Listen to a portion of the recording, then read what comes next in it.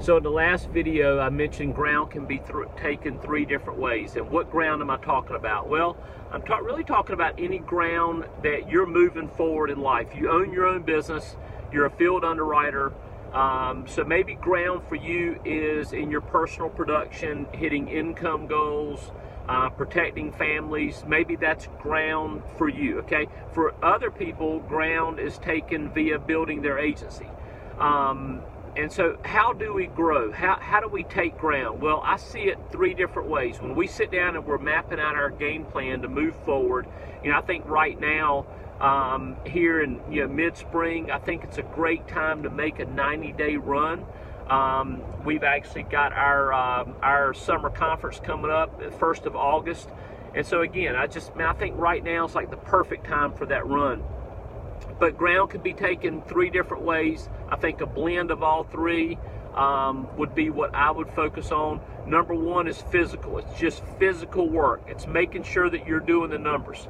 You know what, guys? Don't be guilty of thinking about this more than you're actually doing it, right? I mean, get out there and do the numbers. I mean, if you're wanting to build your agency, is going out there and doing 7 to 10, 15, 20 interviews a week, interest checks a week, is that too much to ask? So make sure you're doing the numbers. That's the big thing. Number two is mentally. You are never going to outgrow your self-image. I think there's some people, now not always. As a matter of fact, I think if I troubleshoot, I would think that most people just lack sheer work. I think most people are not surrendered to their goal. I think for most people it's still about them, it's still about success. They're still trying to do it on their own power. They've not surrendered. They've not gotten to the point in their commitment that, hey, even if I never reach my goal, it's going to be okay because the goal itself was worth my life's work. That's called being surrendered to it, and that's a powerful, powerful place to be. And so if I had to troubleshoot, I'd tell you that most people just missed it totally on the work ethic part. But I do see people that work so hard. They're just busting their butt. But maybe where they're missing it is just the whole self-image thing. Becoming the type of person that people want to be in business with. I will tell you this. Reading is a performance-enhancing drug.